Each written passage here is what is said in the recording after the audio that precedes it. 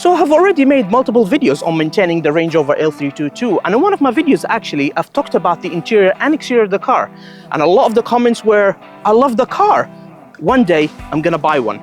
So to help you out, I have compiled a list of tips and advices what to look out for when buying your Range Rover L322, so you can know what to do when you arrive to the scene, you see the car, to know if this is a good car or not, so you can buy a good purchase just like I did.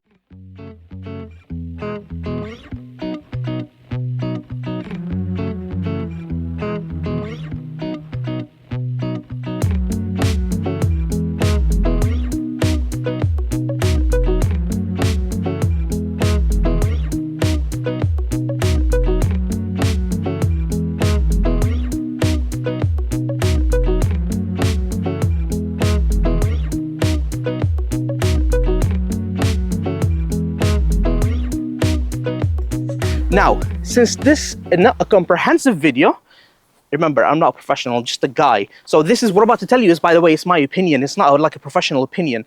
So for those who are experts in the Range Rover L322, make sure to put down in the comment below what I have missed in this video, so we can help others in our community to buy the next Range Rover L322 without any troubles. Let's talk financially. Number one, whichever car you buy, try to afford it twice over.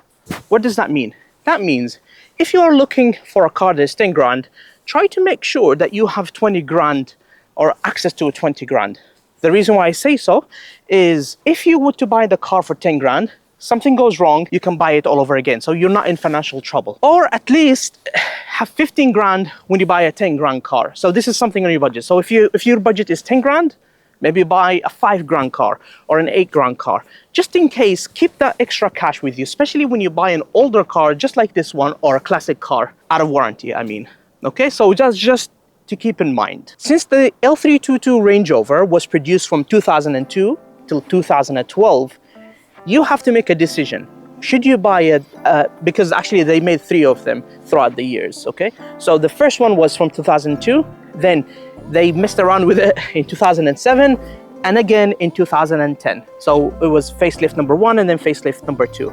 Now the second one, which is the one after 2010 or 2009, it was 9-10, that's where the big changes happen. Now, the lights have changed. The 2002 had some sort of like a wiper blade over here, and then they changed the light, and then the light changed again on the 2010 model and above. And for the 2010 model, the interior has changed. It's a new steering wheel and a new screen. So rather than having a normal dashboard, it's now an LCD, and the infotainment system has changed. The next difficult decision that you have to make, which engine should you go for? Now, throughout the years, they've made multiple engines by Ford, BMW, and by Land Rover. But really, the most famous engines are the 3 engines, the all diesel, which is the 3 liter, the 3.6, and the 4.4. Now there's a supercharger as well. Which one is better? It's actually a lot of people saying the 3 liter is not that good. However, I know people that have owned 3 liters and they commented previously and they said it's okay. People love the 4.4, and actually a lot of our viewers here, they own 4.4, and they said it's a great car, like you get good mileage. For me, I went for the 3.6, so this is the 3.6. Since I've lived with the 3.6 for 18 months now, I feel like it's good enough. It's good enough for me, and I haven't had multiple issues. So really, I can only comment on the 3.6 since I have the 3.6. I'm happy with the 3.6. But maybe you need to do a bit more research about that. Now let's move on to the next topic, which is which trim should you go for? So in typical Land Rover fashion, they've actually changed the trims throughout the years multiple times. They've had the HSE, they've had the Vogue, Vogue SE, and the Autobiography. And sometimes they have limited editions, like the Westminster, which was in 2012 one. That's like the latest edition they have had. These trims, really, like the highest trim is the Autobiography, which is the one I had here, and I've already showed a video about it, how it looks like from inside and outside. Please view that video to know more about it. The Vogue SE is also good, but I would recommend stay within that range, Autobiography or the Vogue SE. But again, all of them are good enough, but more options are available for the autobiography. So everything that I've mentioned so far are things to do at home before going viewing the car. But on the way to view the car, you have to take a few things with you. Actually, 4 things. Take an OBD tool or diagnostic tool. My favorite tool is the gap tool, which I have already mentioned it in one of my previous videos. If you haven't watched that video, please make sure to go and watch it. The second thing, tissues. Thirdly, a flashlight. And fourthly, a measure tape. Yes, take a measure tape. I'll tell you why in a bit. But for now, let's go and do the view. Ding. Once you arrive to the viewing or to the car, ask for at least an hour to spend with the car. 45 minutes to an hour. And the first thing you have to do is turn on the car and look for any warning lights on the dashboard. And after you do that, drive to an area or to a surface, or just a little bit, where you can view the car and you can walk around the car easily without any troubles. And put the car in your off-road height.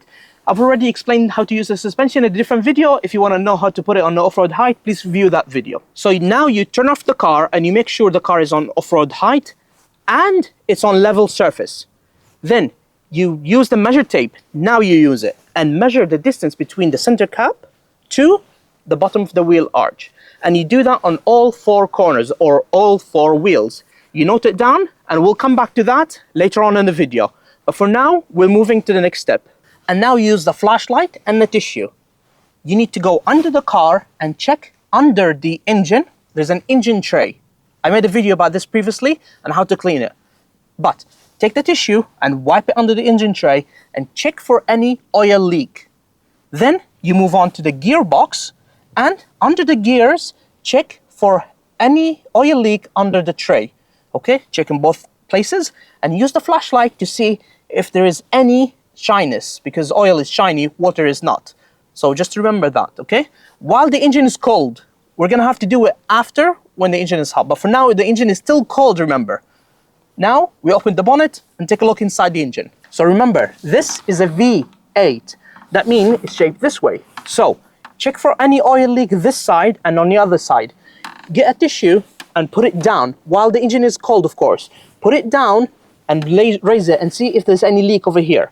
Put the flashlight here and on the other side and see if there's anything shiny. So what we're trying to do here is check for any oil leak there and here, because you could have leaks from the inlet manifold. So once you check that, you take the dipstick and you check the oil and make sure the oil is okay. Then you'd move on to the steering fluid reservoir, which is located over here, and make sure it's in a good level. You can open it and check if the fluid is too dirty or is good. It should be green, by the way, not red. It should be green for this Range Rover L322. Then you would check for the brake fluid, which is located over here. And you move on to the hoses. So over here, there are multiple hoses. Check for any cracks over here. And check for any oil leak underneath them. Okay, it's very important. Now, sometimes they leak on radiator here. If they do, that means there are oil leaking into those hoses, which shouldn't, by the way. But check for any cracks, because it's known to these hoses to crack. If they do crack, it's not a big deal. You can replace them. I'm just telling you to check for any issues. And over here, there is the battery. But don't worry about the battery. You don't have to check the battery. Because remember, the first thing you need to do once you get home is to replace the battery. Even though, if the seller told you that the battery has been changed, ignore that and make sure to replace the battery. So now that we've checked under the engine bay and 10 minutes passed, 10-15 minutes, now do the measurements again between the center cap and the wheel arch and make sure those measurements are still the same. If it's not the same, you could be having a leak. But we're not done yet. So after you checked it, it's still the same, move on to the next step. So while the engine is still cold, turn on the car and quickly come over here and open the oil cap. You should not find any exhaust coming out of here. If it's a little bit of steam, that's fine, but not exhaust. You should not find any exhaust leaking out of here. This is the coolant reservoir. Make sure there are no bubbles here. If there are bubbles, that means exhaust is going here. By the way, there are more tests that you could do, but for now, you're just viewing it for 30 minutes or 45 minutes or 1 hour maximum. So you can do what you can do basically with limited tools. So This is the reservoir. You should not find any bubbles going in. Bubbles, bad. No bubbles, good. While the engine is still on, go back near the exhaust, and you should not find any black smoke or blue smoke or any kind of smoke coming out. Now, there may be steam coming out in a winter months like December or November or October or even January, but this should last only for 5 minutes maximum. Once the steam evaporates, and it will go away. Otherwise, you may have an issue. Next, go for a drive and try to drive between 30 minutes and 45 minutes if you're allowed to do so, of course, if the seller have time for that, of course. Within those 45 minutes, check for any weird noises, knocking, or anything as such. Now, drive on a motorway and on a high speed, which like say 70 you're driving or 60 miles per hour, try to brake. Now, obviously don't slam on the brake, but just try to normally brake and check for any wheel vibration, because you could have issues in the brakes or the bushing. If they do have issues, of course, that can be fixed, but just make sure that that's okay. And after you do so, you go on steep hill. And on a steep hill, you check the handbrake, okay? Make sure the handbrake is working and operating well, because if it doesn't, it can fail actually the MOT. So check for on a steep hill, check for the handbrake. And of course, I made a video about this and how to fix the handbrake, by the way. You need to check my previous videos. I don't understand why you haven't been checking my previous videos. If you do, you wouldn't be in this situation. I'm joking. Yeah, but check all of my previous videos. And by the way, if you're new here, please make sure to subscribe. Now would be the good time for you to subscribe. Let's move on to the next step. After you're happy with everything, all the results and the drive, and you enjoyed the drive, and you're so excited about buying the car, don't make a decision yet.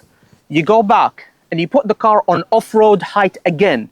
Then you check for the exhaust. At this point, you should find no smoke coming out or steam whatsoever. It should be as clear as it is right now, okay? Because the engine got time to warm up and it's all good. And now we turn off the car. And while the engine is cooling down, we're gonna do a few things. We're gonna check for rust. We're gonna check this area for rust. We're gonna open the tailgate. We're gonna check this area here for rust in both sides. We're gonna check this cable for rust. We are going to check here for rust. We're gonna check everywhere for rust, basically. It's very important. We're gonna come over here, open the door, and check for rust over here, and then check for rust underneath. This is a common place for it to get rusty. Surface rust is okay. Too much rust is not okay. So check over here and check on the wheel arches. Go on 4 wheels and check them all. And now, while the engine is almost cold, we're gonna check under the engine tray and see if they have any oil, because we drove for 45 minutes. Everything is warm now. We check for oil. Again, same spots, gears and the engine tray. Next, we're gonna go on the engine area and we're gonna check for the same spots. Remember I said about the V? We're gonna check left and right with a flashlight and with a tissue. The tissue is perfect because you can tell if there's an oil leak. And then we check the dipstick. Now let's move on to the next step. And if you have an OBD tool, now would be the correct time to connect your OBD tool here and see if you find any fault codes. Now, I'm sure at least 20 to 30 minutes has lapsed, so we check the height one more time, and it still should match the first readings. If it matches, perfect. If it doesn't, we may have a leak. Now, they all should have the same or more or less same measurements. Remember this, yeah? If it's a massive difference, you may have an issue. Now, if you find any issues while you're viewing the car, it doesn't mean that no, you should walk away, but it's just a few things that I'm gonna tell you now that you have to keep in mind. If you're happy about everything that you've seen so far, but your gut feeling tells you that something is wrong in one of the corners, try to do this. Each corner is going to cost you between $1,000 to $1,500. Of course, it's not going to cost you that much, but I'm just saying budget for it. So if the car is 10 grand and let's say you think there's something wrong here, in your mind, think it's going to cost me 11.5. Don't think it's going to cost me 10. If you feel something is wrong with the engine, just try to budget 3 to 4 grand to fix whatever the problem is, okay? So 1 to 1.5 each corner, 3 to 4 grand around the engine area. So just budget that in your mind. Also, don't forget, as soon as you get home, you're gonna have to buy a good OBD tool. You're gonna have to buy a new battery, budget that. And this is what I say, yes, the car will cost you 10 grand, but keep 15 grand in your bank account so you can use that 5 grand to do what you wanna do in the car, to replace the battery, to buy the OBD tool, etc. If there's any issues that you're gonna find within the next 6 months, you need to fix it. And trust me when I say this, a lot of people are not going to like this, but trust me when I say Land Rovers are DIY cars. Just trust yourself and give yourself a chance to fix the car yourself. I know it's scary. I know it's scary, but there are a lot of manuals and workshop manuals available online, and on Land Rover website themselves, there's a lot of plans on the parts and how they go together, and all of the information are available online. And for someone who's inexperienced, like me, if I can do it, then I promise you, anyone can do it. I have no idea what I'm doing, but I managed to keep this car alive for 18 months. And you know what? I didn't have a service book or any service history. And I actually had just one key when I bought the car. It was in very bad shape. You're seeing a good car right now, but because someone like me with no experience has looked after it. Just saying.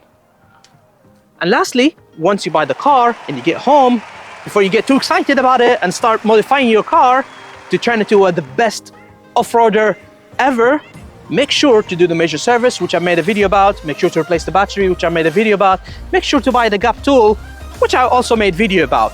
Now, I hope you enjoyed this video. I hope you find it helpful, or at least you find it entertaining, and make sure to subscribe, like, and put down in the comments below your thoughts about this video. And guys, I'll see you on the next one. Bye-bye.